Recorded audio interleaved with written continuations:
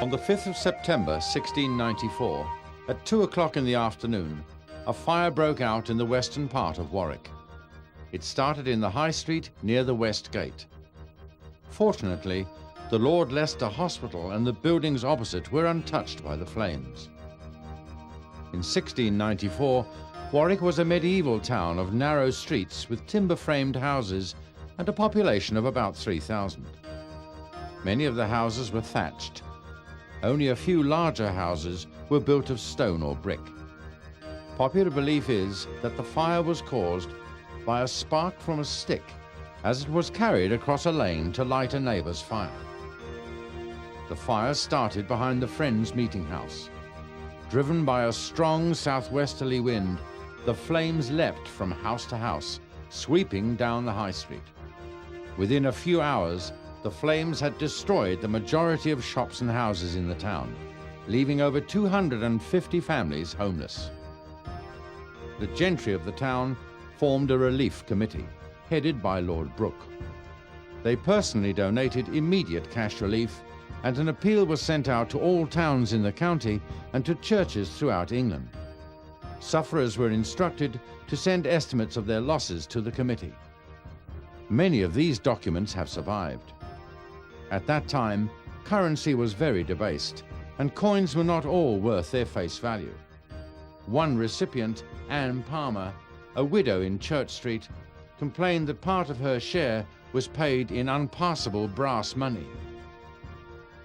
From the West Gate, the fire spread along the High Street and up the adjoining lanes.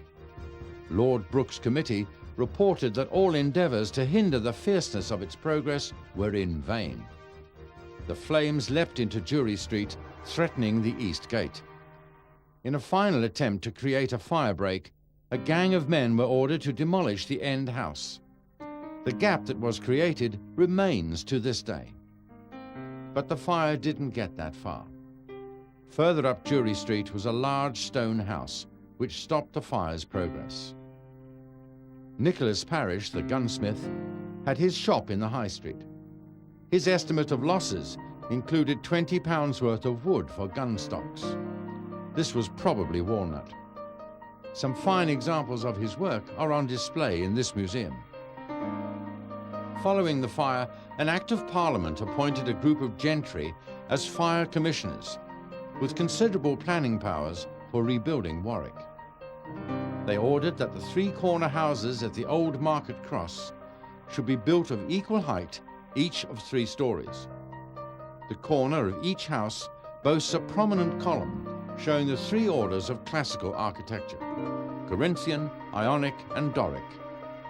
In addition, they ordered that these houses should each have an ornamental cornice to complement one another. The most lamented loss to the town was the great church of St. Mary's. During the fire, some of the people carried their belongings into the church in an attempt to save them. It was believed that some of these goods were smouldering and set fire to the church, although current belief is that the church merely fell victim to sparks and burning embers driven by the wind. The flames swept through the church, burning the timber roof and the inside of the tower. The heat was so intense that the bells fell and melted, combining with molten lead from the roof. A gang of men fought the flames.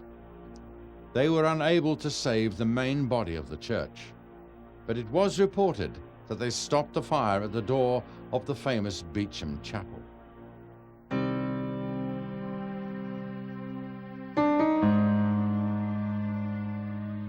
Rebuilding began in 1697 under the direction of Sir William Wilson. But in 1700, cracks appeared in the pillars supporting the tower, which was still less than 1/3 of its intended height. One of Wren's master masons, Edward Strong, advised that the Warwick sandstone was too soft to support the tower. It was taken down and rebuilt on the west wall using the harder Arden sandstone.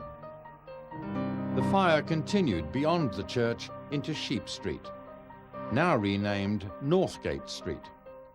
It consumed the jail and House of Correction along with the rest of the buildings. When the houses were rebuilt, the commissioners ordered that they should be divided by a brick partition wall to prevent future fires spreading from house to house. With the exception of special cases, their height was limited to 2 stories with garrets, each story to be no higher than 10 feet. The outside walls were to be of brick or stone, and the walls covered in tile, slate or lead. In the summer of 1697, a tourist to Warwick remarked on its handsome streets and fine buildings of brick and stone. Much of that architecture remains today, mingling with the old timber-framed houses that escaped the flames. This contrast is very apparent in New Street. The north end of the street was burnt. This car park marks the spot where the fire finally stopped. Beyond stand the earlier wooden buildings. This video tour of Warwick has brought us back to the museum. What we have been able to show you in the past 10 minutes is a brief summary of events surrounding the fire. It was just one event in the long history of this county town, but it had a significant effect upon the town's architecture and helped to shape its present-day appearance. In 1716, Daniel Defoe wrote that Warwick is now rebuilt in so noble and so beautiful a manner that few towns in England make so fine an appearance.